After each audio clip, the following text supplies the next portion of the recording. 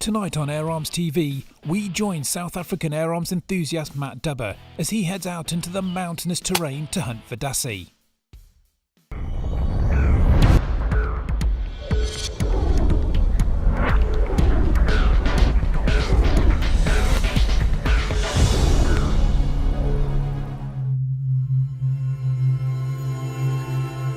In a country as rugged and mountainous as South Africa, it can be difficult to believe that there could be such an abundance of life.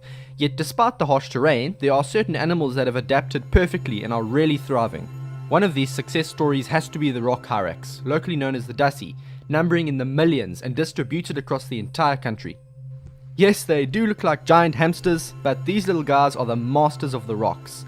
They live in small colonies deep inside rocky structures on cliffsides and mountains and are extremely agile.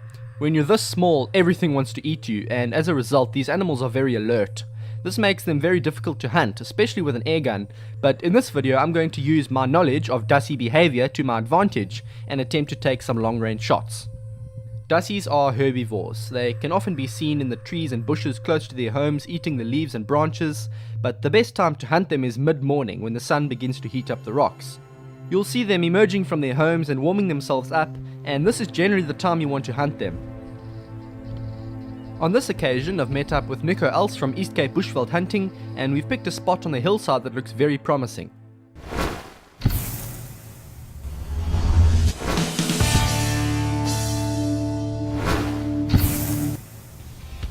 The rifle I'm going to be using for this hunt is the Air Arms S510 Ultimate Sporter Extra in .22 caliber.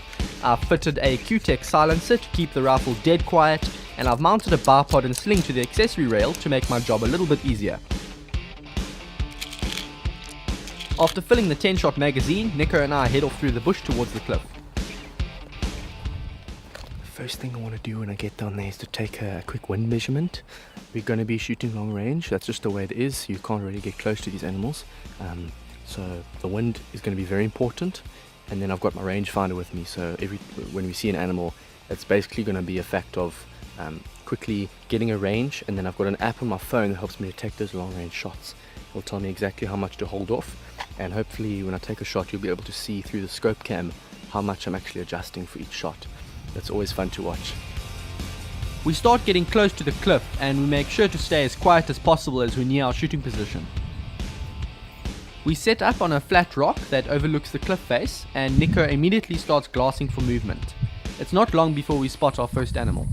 Okay, Matt, there's a couple. 73 meters. 73, okay. I cock the rifle, press record on the scope cam, and I hold 2.8 mil dots for the 73 meter shot. The shot passes high, just plucking some fur off his neck, and I realized that in my excitement I'd forgotten to take the decline into account. Luckily the Dassie stays put. I adjust my hold to a little over 2 mil dots, squeeze the trigger, and I nail the shot.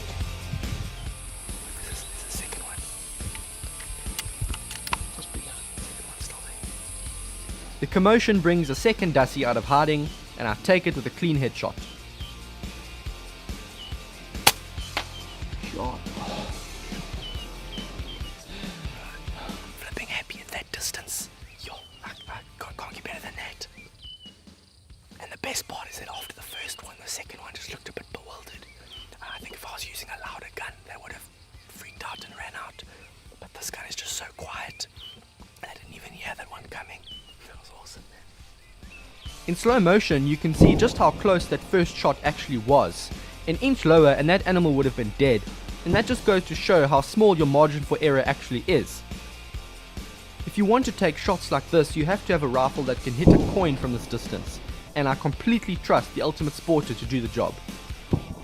To hit a target this small from 73 meters, you need more than just skill. You need knowledge and you need a gun that can perform, and when you combine these, the results will blow you away. I'm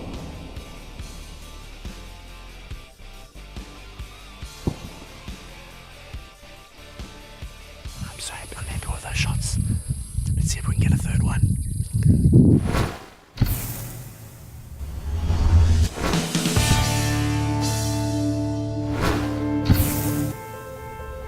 At At this point, I decided to take the scope cam off. The glare on the screen was making it really difficult to shoot, and I wanted to give myself the best possible chance.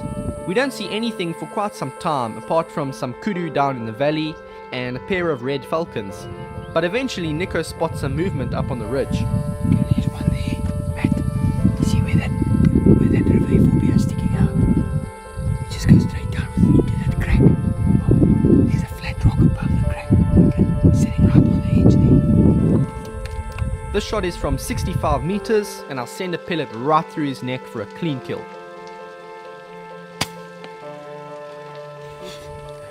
Nice.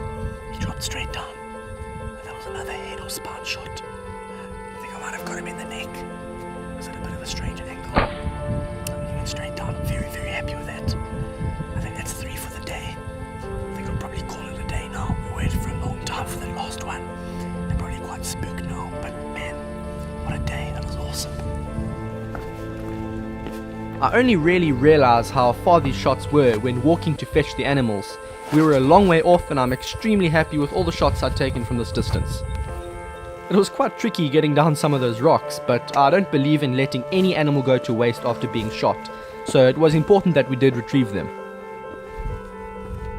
A quick look at Dassie number 3 confirms the neck shot straight through the spine, and we move on to find the first 2. Alright, so here are our first 2 Dassies. It's been a long, hard, hot day. We are exhausted right now and we are sweating like pigs, but we're very happy with the results. I mean, 73 meters is a long way off to hit the target the size of a large coin, but we did it. These are the first 2 here, and you can see the blood trailing out of the ears and down the rock, which means that on both of them we went straight through the head, and very clean kills. Now, these may look like some kind of rodent, but believe it or not, they're not rodents at all. They're actually very, very different. Closest living relative to these is actually the African elephant. You can see they've got 3 toes on the back and 4 toes in the front. Really weird creatures, sharp front teeth, and then these molars that they use for chewing the vegetation here. And that's actually part of the reason we shoot them. They eat a lot of foliage and vegetation for their size.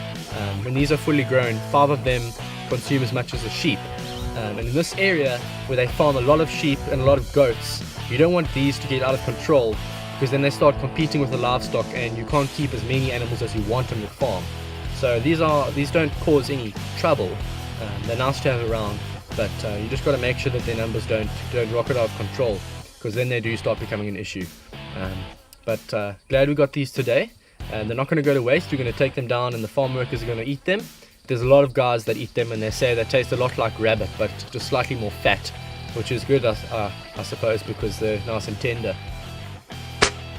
It's been a great day featuring some of the longest shots I've ever taken on Dassies, and it's also been a good representation of what a typical air rifle hunt looks like in this part of the world. The sheer amount of droppings all over the place confirm the huge number of Dassies in this area, so I have no doubt that I'll be back here soon for another day's hunting.